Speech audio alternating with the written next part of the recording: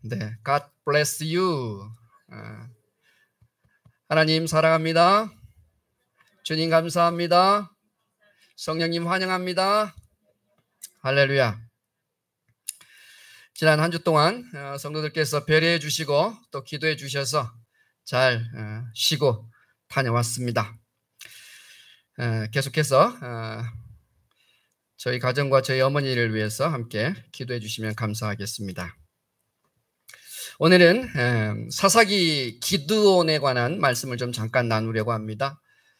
이제 벌써 5번째 사사 이야기로 들어서고 있지요. 말씀에 앞서 말씀 주제와 관련된 이야기를 좀 함께 하고자 합니다. 20년 전에 제 친구 중에 한 명이 운수업에 종사를 했던 친구가 있었습니다. 11톤 트레일러를 운전하고 밤새 서울과 그 부산항 어디를 그렇게 다니는 그런 친구였습니다.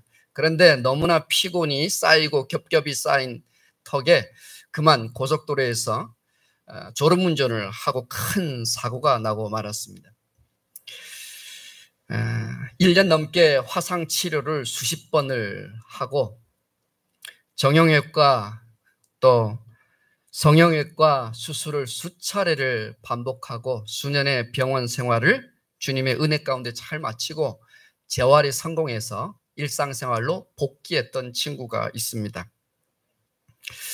그런데 그때 20년 전에 많은 후유증이 있었고 또 장애를 몸에 입게 되었던 터라 고관절에 인공뼈를 이식하고 사용하고 살았었거든요. 그런데 최근에 고관절 부위의 통증이 계속 반복되는 거예요.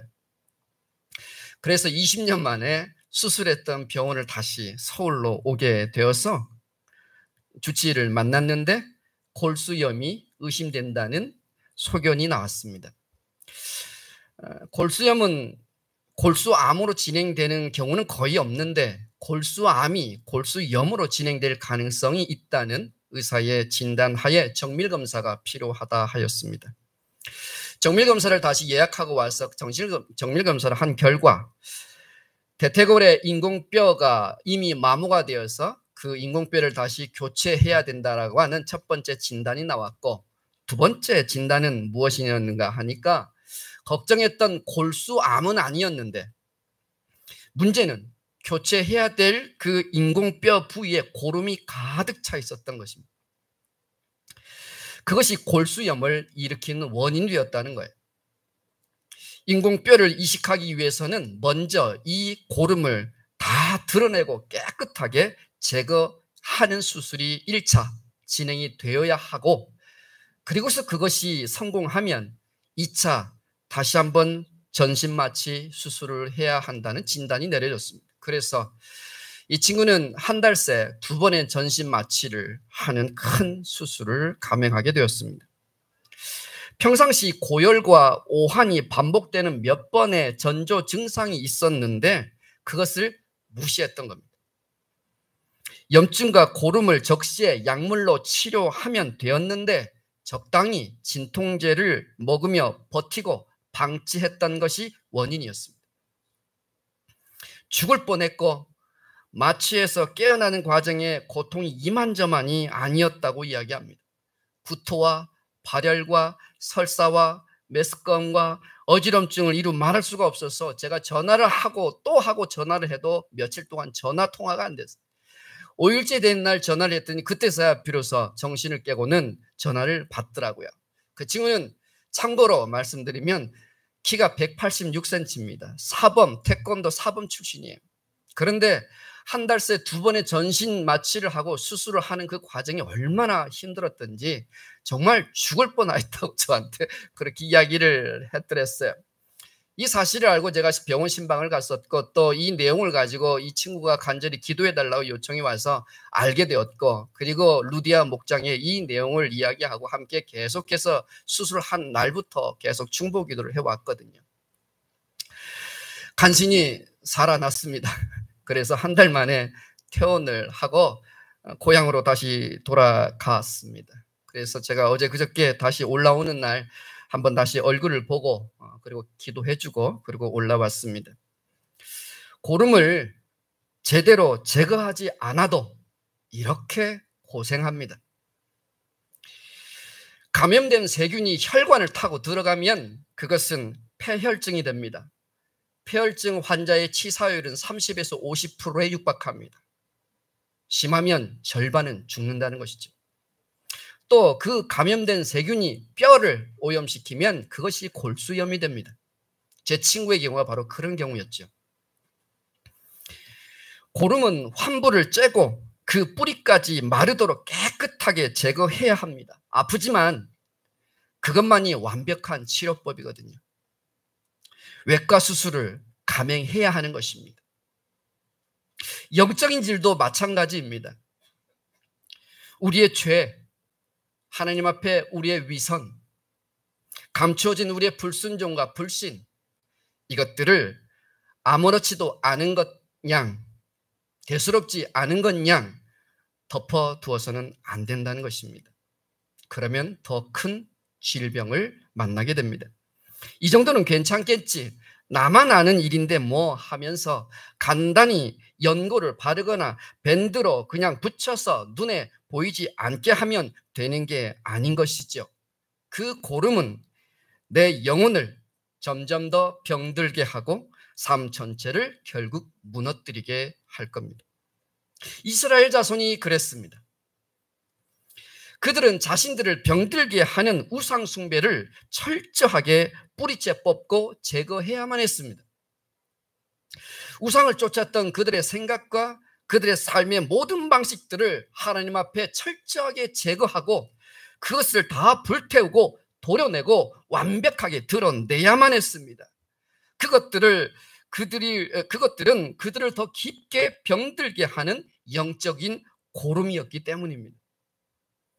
그런데 골문 부위를 적당히 짜내고 덮고 연고를 발라 그냥 처치했던 것이죠.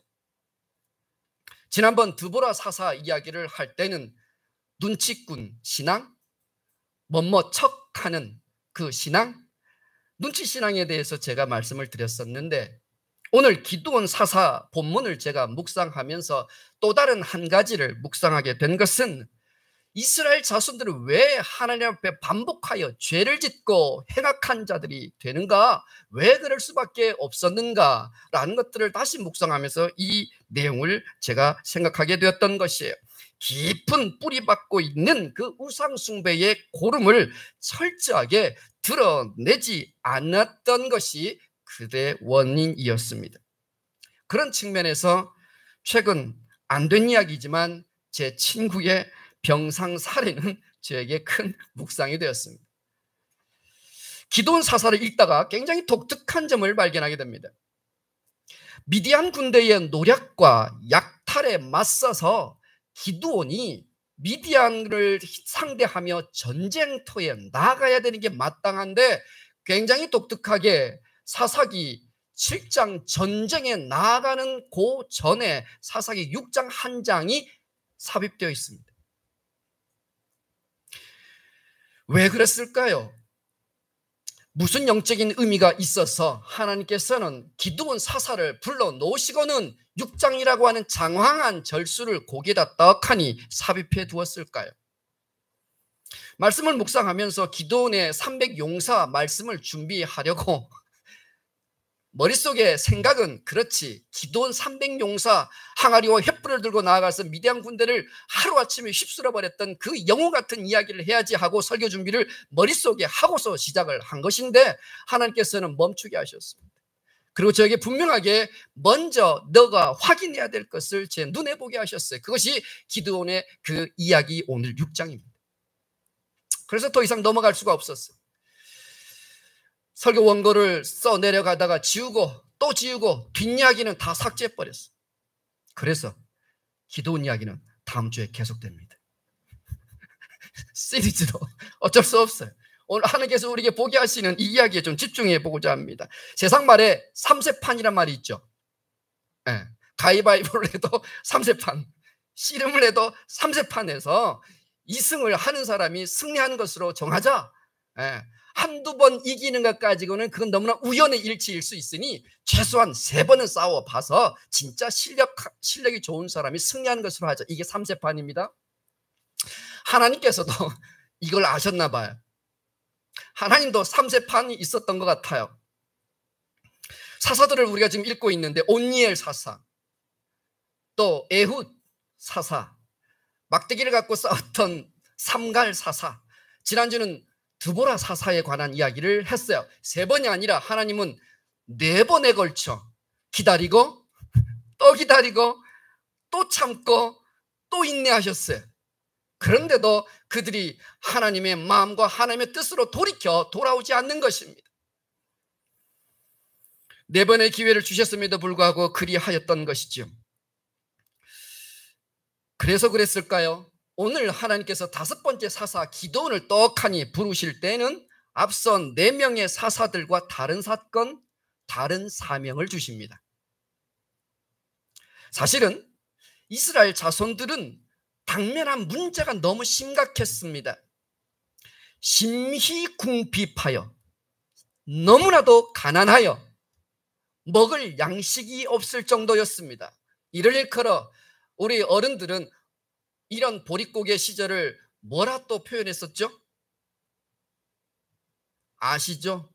지금 이스라엘 자손들이 그 지경에 처해 있는 것이에요. 그러면 하나님께서 그들에게 무엇을 주셔야 하지요? 당장에 먹고 힘을 낼 양식을 주셔야 하지 않겠습니까? 그것이 그들이 부르짖는 첫 번째 이유이지 않았겠어요? 그런데 하나님께서는 그 백성들의 아웅다웅 하면서 배고파 죽겠다고 하는 그 배고픔을 다루기 전에 먼저 다뤄야 할 것을 말씀하십니다. 그것이 바로 오늘 사사기 6장 말씀이에요. 하나님을 떠난 이스라엘 자손들이 심히 궁핍하였다고 이야기하고 있는데 그들이 얼마나 배고팠던 시절을 보내고 있는가? 오늘 6절에는 보니까 심히 궁핍하였다. 왜 이런 지경에 이르렀을까? 성경은 미디안 군인들 때문이었다고 이야기하고 있는데 그 미디안 군인들은 누구였는가? 낙타를 타는 전사들이었습니다. 우리 가끔 영화에서 보면 낙타 탄 전사들 한 번씩 보시지 않습니까? 기억나시죠? 바로 미디안 군대가 낙타를 타고 다니는 그러한 전사들이었어요. 그러니 그들이 한번 가나안 땅, 이스라엘 자손들이 일구고 있는, 농사 짓고 있는 바로 그 땅에 한번 지나가면 완전히 초토화가 되는 거예요. 먹을 양식은 다 빼앗기는 것은 말할 것도 없고 길렀던 짐승들, 가축들은 뭐 다 끌려가고 아무것도 심지어는 종자씨까지 다 뺏어가는 거예요. 메뚜기 떼처럼 시커멓게 낙타떼들이 와가지고 그렇게 한 번씩 약탈하고 수탈해 가는 것이에요. 그러니까 그들이 살 수가 없는 것이죠. 심지어 성경에 보니까 오늘 본문에 보니까 그들이 어디에 살고 있대요? 높은 산에 굴을 파놓고 산대요. 그게 뭐예요? 토굴이에요. 토굴. 동굴에서 살아야만 하는, 왜요? 언제 들이닥칠지 모르는 이 약탈자들 때문에 목숨이라도 부지하기 위하여 높은 절벽에 저렇게 구멍을 뚫어 놓고 저기서 사는 거예요. 그러니 위에 있으니까 낙타 군대가 오더라도 위에까지는 손이 닿지 않으니까 목숨은 부지할 수 있겠는데 지어 놓았던 곡식들, 농사들, 곧 추수를 앞두고 있는 것들 다 빼앗기는 거예요. 길렀던, 그래서 새끼 베고 있었던 그 양들, 또 뭡니까, 뭐 염소들, 이런 것들을 눈 뜨고 다 빼앗기는 겁니다. 그러니 사는 게 있어요. 생각해 보니까 이 시대가 과연 어떤 시대였는가 다시 한번 생각해 보니까 여러분, 일제시대, 저는 그 세대는 아닙니다. 착각하지 마십시오. 제가 아버지께 들었던 이야기, 할머니께 들었던 이야기, 일제강점기 36년을 우리도 지나면서 얼마나 많은 수탈이 일어났습니까? 뭐 토지 빼앗기는 것은 이루 말할 것도 없고 먹어야 되는 양식이었던 쌀도 다 빼앗기시고 심지어는 나중에는 징용되어서 노동력으로 또 전쟁터에 끌려가는 징용도 우리가 경험했다고 들었어요. 저희 아버지는 상투를 쓰고 있었습니다. 젊을 때 한문을 공부하시고 청학동에서 가르치는 선생님이셔서. 그런데 일제 순사가 집에 들어닥치는 바람에 결국은 아버지가 잡히고 말았어요. 요즘 말로 말하면 파출소, 옛날에 뭐 지서 뭐 이런 거 고향에 시골에 붙잡혀 들어갔습니다.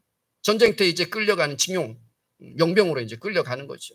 그런데 구사일생으로 어떻게 살아났는가 하니까 아버지 말씀으로는 거기에 갔더니 어떤 일본 순사가 묻더래요. 아들내미 찾으러 왔냐고.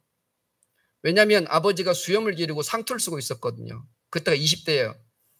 그러니까 당신이 사실은 끌려온 건데 뭐 자식을 찾으러 지서에 온 줄로 한 순사가 착각하고는 자식 이름을 대라고 이야기를 하셔서 엉뚱한 이름을 대었다는 거예요. 기지를 발휘하신 거죠. 그랬더니 그런 애는 여기 없다고. 가시라고. 그래서 풀려냈답니다. 저 못 태어날 뻔했습니다. 저 못 만날 뻔했습니다. 그렇게 노동력도 그렇게 전쟁터에 끌려가고 그것뿐입니까? 그런 이야기도 하시더군요. 부뚜막에 수저까지 다 빼앗아갔다고. 마지막 일제시대의 마지막 7년 동안에 중일전쟁과 태평양전쟁을 일으켰습니다. 그 출전했던 일본이 금속 이것으로 포탄을 만들기 위해서 그 식민지들에게 다 가서 그 금속들까지도 다 빼앗아 총동원하고 수탈을 했는데 노수저, 놋그릇, 심지어는 가마솥, 솥단지, 쇠로 만든 문고리까지 다 빼앗아갔고 교회 종탑의 그 종까지 다 빼앗아갔다는 이야기를 들었어요. 바로 이런 시절이에요. 미디안 군대가 가나안 자손들에게 와서 이 이스라엘 자손들에게 와서 이런 수탈과 약탈을 해왔다는 것이에요. 그러니까 사는 게 아니지요. 그러니 그들이 하나님 앞에 부르짖을 수밖에 없었던 것이에요. 하나님 없이 살아가려고 했던 이스라엘 백성들은 하나님 없으면 편할 것 같았는데 도리어 살면 살수록 그와 같은 원수들의 핍박이 더 거세만 져 가는 것이에요. 내 눈에 보기 좋은 대로 살고 싶어서 그렇게 살았는데 그렇게 하면 행복할 것 같았는데 웬걸요 이와 같은 그들이 감당하지 못할 그런 어려움들을 자꾸만 처하는 것입니다. 그들은 눈에 보이는 대로 이교 문화가 너무나 부럽고 좋아서 그것들과 함께 타협하면서 누리며 그렇게 살았는데 통혼도 하고 우상 숭배도 하고 재물을 축적하고 성공하기 위해서 수단과 방법을 가리지 않고 하나님 주신 계명을 뒷전으로 하고 하나님은 멀리 제껴둔 채 그렇게 세상살이에 몰입하고 사는 순간 그들에게 원수들은 더욱더 크게 힘을 과시하며 그들을 공격해 들어온 것이죠. 이것이 바로 하나님을 떠난 삶의 결론입니다. 그래도 하나님께서는 너무나도 사랑이 많으시고 긍휼이 많으신 분이시어서 그 백성들을 불쌍히 여기시고 사사 기도원을 세워주셨습니다. 6장 14절 말씀에 보니까 여호와께서 그를 향해 이르되 너는 가서 너의 힘으로 이스라엘을 미디안의 손에서 구원해라. 내가 너를 보낸 것이 아니냐. 하나님께서 이렇게 기도원을 사사로 불러주십니다. 그런데 말이죠.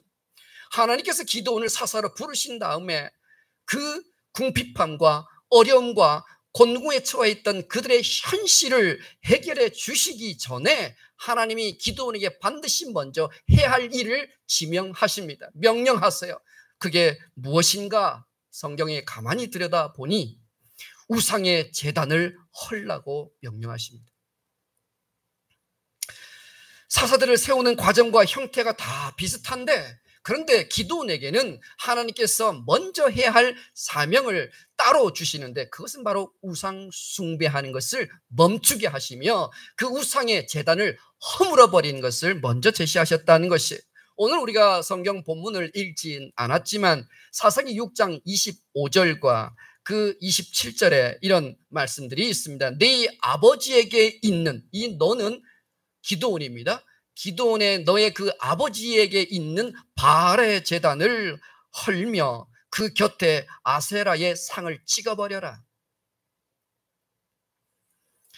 그런데 기도원은 이 하나님의 말씀과 이 명령을 듣고는 27절에 보니까 이에 기도원이 종 10사람을 데리고 그러니까 기도원의 집에 종 10사람이 있었다는 것은 기도원의 집안이 있는 집안이에요? 가난한 집안이에요?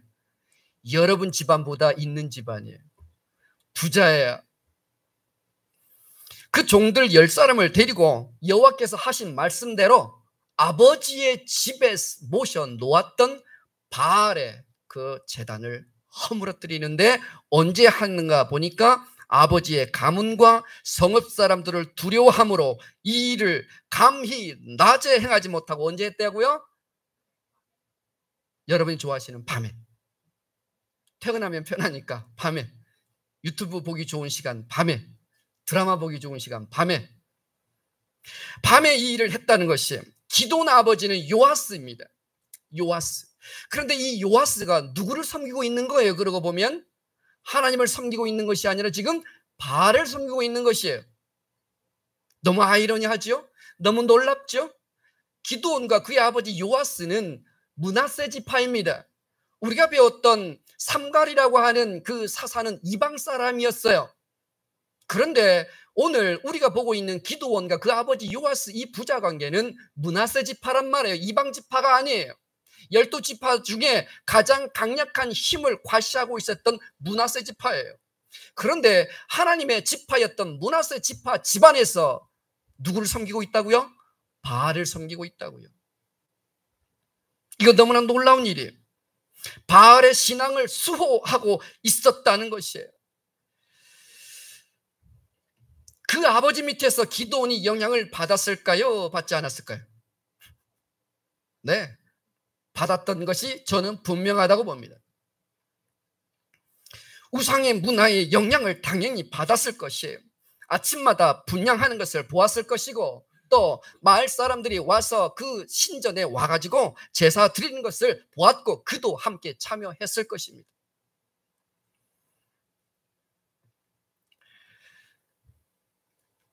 이 사실 하나만으로도 지금 이스라엘 백성들이 얼만큼 깊숙이 우상을 숭배하고 있는지를 잘 알 수 있습니다. 지금 하나님께서는 그것을 우리에게 보게 하시는 것이에요. 우리가 지금까지 온니엘에서부터 드보라에게 이르기까지 이와 같은 사사로 세우시는 사람이 우상 숭배 집안, 그것도 므낫세 지파처럼 하나님의 12지파 안에 들었었던 인물들 가운데 이와 같이 깊숙이 우상을 숭배하는 가정 가운데 그렇게 하나님이 부르신 예가 없습니다. 직전에 드보라는 어땠어요? 현숙한 여인이었어요. 그리고 선지자 역할을 하고 있었고, 하나님의 말씀으로 백성들을 재판해 주었던 재판관의 역할을 아주 잘 훌륭하게 해냈던, 아주 우리가 보기에는 너무나도 본받을 만한 인물이 드보라였거든요. 그런데 보세요, 오늘 기드온은 다른 앞선 4명의 사사들과 결이 달라요. 매우 달라요. 그래서 기드온 사사를 읽을 때부터는 조심하셔야 합니다. 기드온 사사 때부터는 하나님께 세우시는 사사들의 면면이, 그의 출신과 그의 배경을 면면히 들여다보셔야 해요. 앞선 4명의 사사와 분명히 다릅니다. 오늘 기드온은 지금 어느 집안 출신이에요? 므낫세 지파 출신이지만 그러나 우상을 숭배하는 집안 자손이라는 것입니다. 누가요? 사사가요. 결이 다릅니다. 분위기가 달라지고 있습니다. 지금 사사기 6장밖에 넘어가지 않고 있음에도 불구하고 지금 이스라엘 백성들이 얼만큼 하나님 앞에 범죄하고 있는지를 더 낱낱이, 이제는 하나님께서 그 페부까지 더 깊이, 더 깊숙이 그들이 영적인 고름이 얼마나 차고 넘치고 있는지를 하나님 지금 고발하고 계시고 우리에게 보게 하고 계시는 것입니다. 거기에는 그들의 삶 깊은 곳까지 우상 숭배의 고름으로 가득 차 있는 것입니다. 돈과 권력과 세상의 성공과 사치와 쾌락을 섬기는 우상 숭배의 고름이 매일매일 차오르고 있고 마를 날이 없는 것이에요. 이것을 지금 하나님이 고발하고 계시는 것이에요. 우리에게 보게 하시는 것이죠. 그럼에도 불구하고 그 백성들은 그들 가운데 그들을 병들게 하고 있고 하나님을 멀어지게 하고 있는 그 영적인 고름, 우상 숭배의 심각성을 알지 못했어요. 단순히 그때 살려달라고 해서 사사를 하나님께서 세우실 때 잠깐 하나님을 믿는 척, 그리고는 그들 안에 있는 영적인 고름을 짜내기는커녕 밴드로 발라 아무 일이 없었던 것처럼 그렇게 지냈던 것이에요. 그런데 이제 더 이상 하나님은 그들에게 속지 않으십니다. 더 이상 그들의 그와 같은 단순한 대처로는 이제 하나님의 관계를 회복할 수 없다는 것을 하나님께서 아주 명확하게 진단하고 계시는 것이, 그들은 그 우상 숭배하는 것을 포기하지 못합니다. 아니, 그것을 생명처럼 지키고 고수하고 고집하고 있어요. 고래 심줄보다 더 질겨요. 최씨, 강씨 고집 세다고 하는데 우리 교회는 고집 센 분이 없는 줄 믿습니다.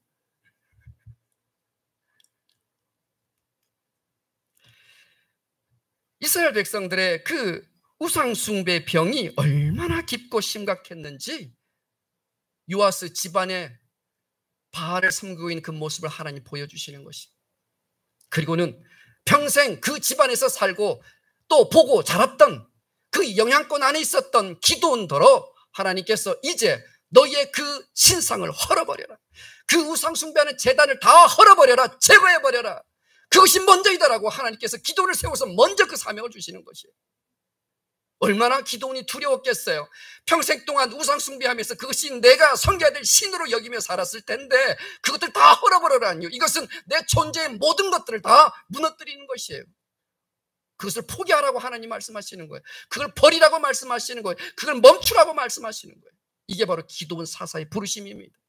그리고 저와 여러분의 부르심이에요. 사사기 6장 27절과 30절에 우리가 읽지 않았지만 그 밤에 그 바알의 그 제단을 다 헐고 아세라 상이라고 하는 여자 신상이 있어요. 그 여성 신상에 나무로 만들어져 있는데 그 나무들을 도끼로 다 쪼개버렸어요. 이튿날 아침에 보니까 이제 제사 드리려고 와서 보니까 어떻게 된 거예요? 난리가 난 거예요. 온 동네 사람들이 매일같이 그 요아스 집안에 섬겨 놓았던 그 신상에 와가지고 절하고 예배를 드려야 되는데 이튿날 아침 일찍 와서 보니까 이건 웬 난리. 그래서 그들의 반응을 보세요. 어떻게 이야기해요? 사사기 6장 30절에 네 아들을 끌어내라, 그는 당연히 죽을지나. 지금 누가 말하고 있는 거예요? 그 아버지의 가문, 그러니까 그 가문의 어른들, 그리고 또 그 동네 사람들이 어떻게 하자는 거예요? 기드온을 끌어내라, 우리가 죽이리라. 용납할 수 없다는 거예요. 절대로 그들은 바알을 포기하고 싶지 않았던 것이에요. 포기 못하겠다고 지금 선언하고 있는 것이에요. 우상숭배의 고름을 짜내고 제거했던 기드온을 그는 살해하려고 했던 것이에요. 기드온을 거절한 것이 아니라 하나님의 뜻을 거절한 것입니다. 기드온을 대적한 것이 아니라 하나님을 지금 백성들이 대적하고 있는 것이, 하나님께서는 이 문제에 이제 양보가 없으십니다. 양보할 생각이 없으세요. 더 이상 기다릴 생각이 없으세요. 그래서 기드온에게 그 위험을 무릅쓰고 제단을 헐라고 명령하셨던 것이, 날카로운 메스로 환부를 째고 뾰족한 의료 도구들로 가지고 고름을 짜고 완전히 제거해야만 그들이 나을 것을 하나님이 아셨어요. 더 이상 밴드로 봉하고 연고 발라서 없는 것처럼 그냥 그 염증을, 고름을 있는 그대로 두고 살아가서는 그들이 더 이상 하나님 앞에 살 수 없다는 것을 하나님 아셨기 때문에 그들을 다시 고치고 다시 회복시키기 위해서 그들이 섬기고 있었던, 또 그들 가운데 있었던 그 우상의 깊은 그 골마 터져버린 그 고름을 이제 짜내기로 작정하시고 기드온에게 그 일을 행하게 하신 것입니다. 방치하면 더 큰 병을 불러오기 때문이에요. 죄는 작은 것이라도 무시하시면 안 됩니다. 독버섯처럼 순식간에 번지는 것이 죄입니다. 어느새 나를 삼키는 괴물이 됩니다. 죄의 종으로, 죄에 묶여 노예로 살게 합니다. 양심은 마비되고 하나님을 더 멀리하며 심지어 오늘 이 자손들이 그렇게 했던 것처럼 하나님을 대적하는 자리에 서게 될 것이에요. 이들의 분노, 이들의 환한 얼굴들이 나의 삶과 오버랩되어 가지 않습니까? 저희 집안에 장손이고 저희 아버지께서 형제들 가운데 1년에 제사가 12번이 넘습니다. 어릴 적에는 예수님도 몰랐고 그래서 마냥 제삿날을 좋아만 했어요. 왜요? 그날 유일하게 고깃국을 먹을 수 있어서. 여기가 북한도 아닌데 어릴 때는 그랬습니다.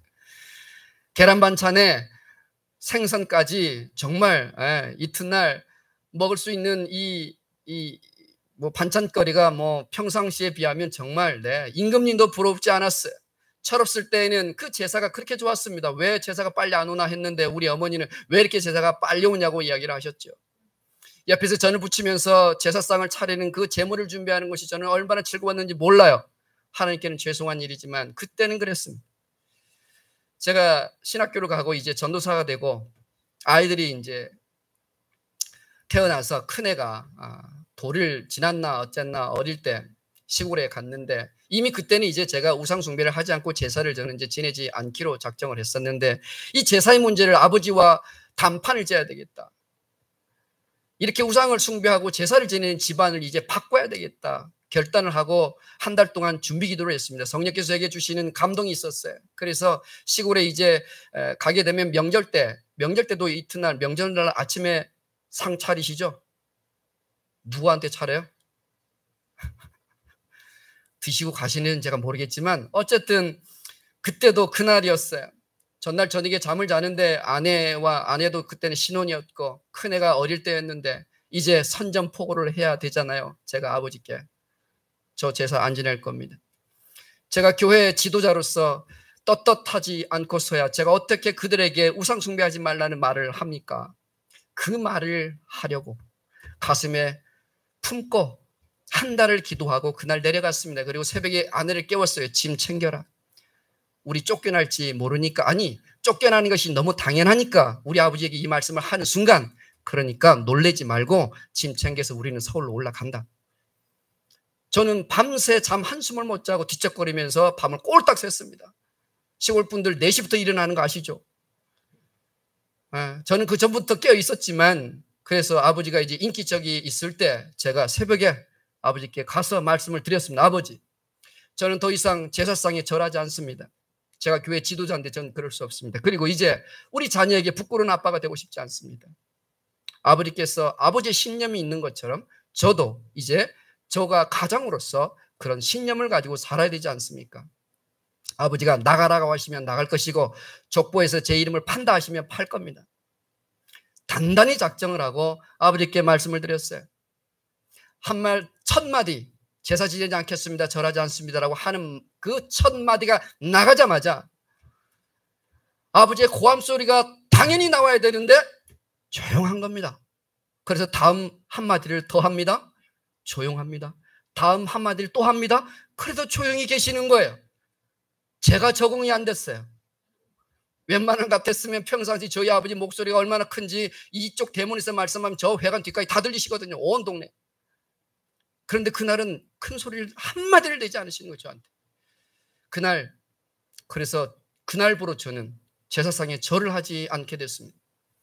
그런데 그날 저녁에 친정에 시댁에 갔다가 저녁에 이제 누님들이 이제 친정에 온 거죠. 저녁에 제가 작은 방에 있었는데, 저는 술을 마시지 않으니까 작은 방에 있었는데 가족들끼리 이제 술을 한 잔씩 하시면서 이런저런 말씀을 하는데, 그날 저희 가족들에게는 센세이션이었어요.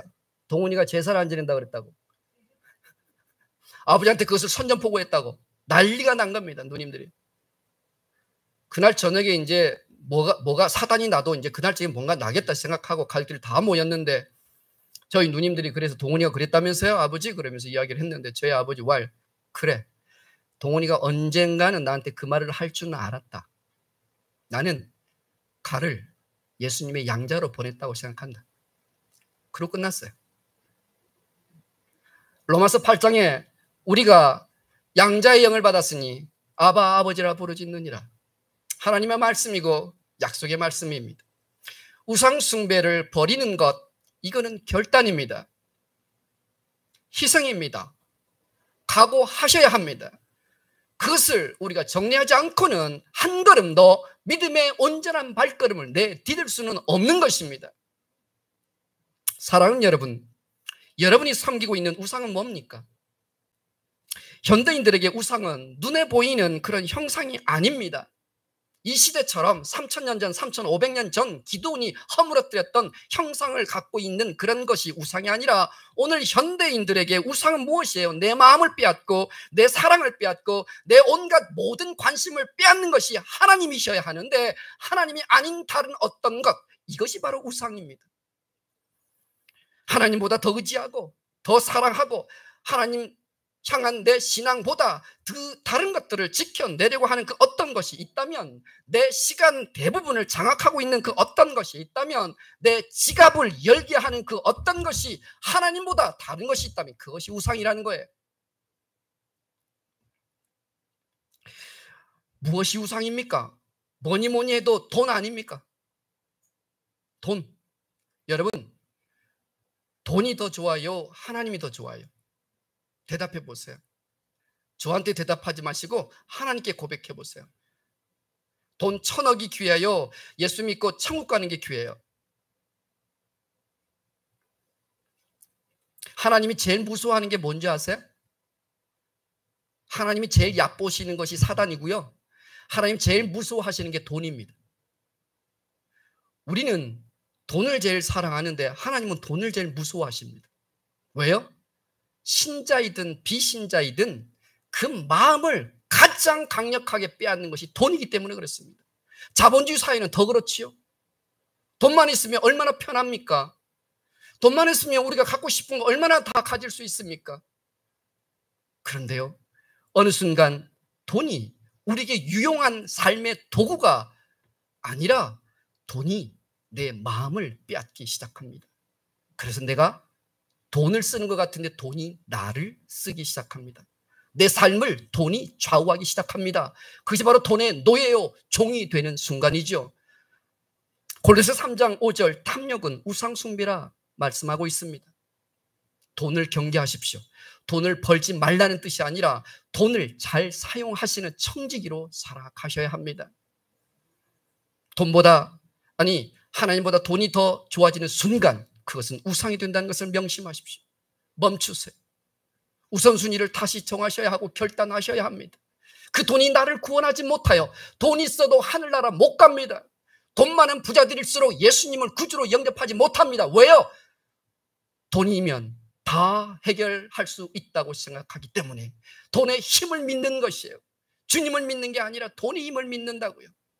그런 어리석음을 범하지 않기를 주님의 이름으로 축복합니다. 또 어떤 것이 우리에게 우상이 될 수 있는가 묵상해 보았더니 전문가가 되어서 그 분야에 성공하는 것은 매우 중요한 일입니다. 그런데 그것이 목적이 되는 순간 그것이 우리에게 우상이 되는 것을 주의하셔야 합니다. 왜냐하면 이런 유혹은 하나님보다 사람들의 인정을 받는 것을 중요하게 여기기 때문에 그렇습니다. 하나님보다 자신의 명예를 더 우선시하는 경향이 있기 때문에 그렇습니다. 하나님의 말씀과 하나님의 뜻을 성취하는 것보다 일을 이루고 성과를 내는 것에 더 집중하기 때문에 그렇습니다. 그래서 현대인들에게, 특별히 많이 배우신 분들에게 주의해야 될 우상 하나가 있는데 그것은 직장입니다. 그것은 일입니다. 그것은 커리어입니다. 그것은 하나님께 먼저 인정받기보다는 내가 인정받기를 원하는 마음이 먼저 앞서기 때문에 주의하셔야 해요. 우리의 직업과 전문성은 하나님을 섬기기 위해서 존재합니다. 요셉과 다니엘과 모르드게는 총리가 되기 위해서 일하지 않았습니다. 도리어 그는 하나님을 섬기기 위하여 존재하였고 그 마음의 중심을 보신 하나님께서 그들에게 총리 자리에 앉혀주신 것이에요. 일, 전문성, 성과, 커리어, 그것은 목적이 되어서는 안 됩니다. 수단과 도구가 되어야 합니다. 무엇을 위해요? 하나님의 나라를 위해요. 하나님의 뜻과 하나님의 그 계획을 성취하게 하시는 도구로 쓰임 받아야 합니다. 어떤 사람은 하나님 생각과 계획보다는 내 생각이 우선이고 말씀에서 어떻게 말씀하시는 거가 중요하기보다는 내 입장과 내 감정과 내 욕망이 더 중요한 사람들이 있습니다. 내 감정, 내 계획, 내 입장 바꿔 생각하면 하나님은 얼마나 서운하실까요?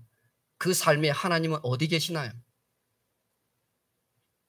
내가 왕이요, 내가 주인이라는 거죠. 지구는 나를 중심으로 돌아가야 된다. 아니요, 지구는 그분을 위해서 돌아가는 게 아닙니다. 하나님의 창조 질서대로 도는 것이에요.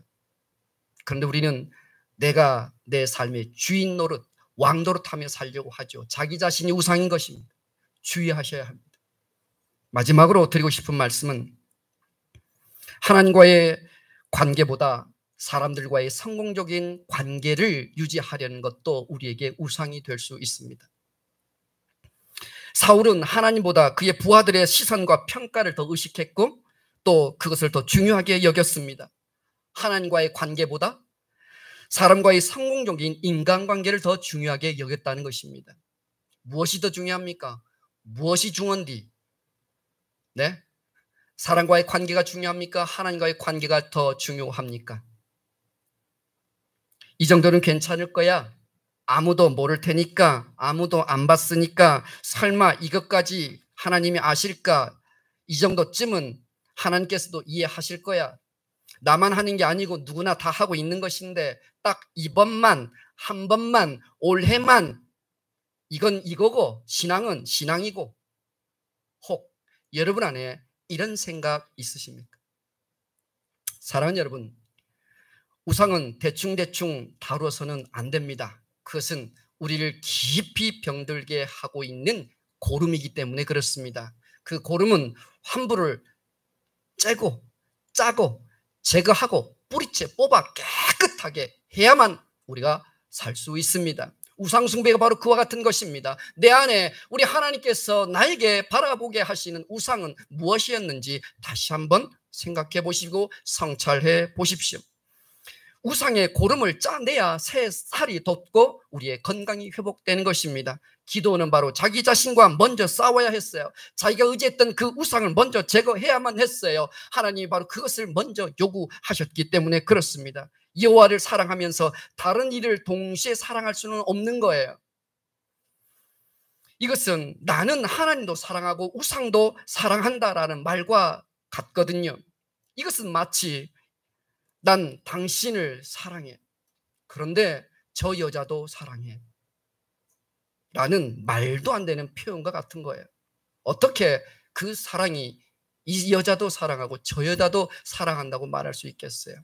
하나님도 사랑하고 내가 섬기는 우상도 사랑할 수는 없는 것입니다. 우상은 버리는 것이에요. 제거하는 것이에요. 뿌리째 뽑아내는 것이에요.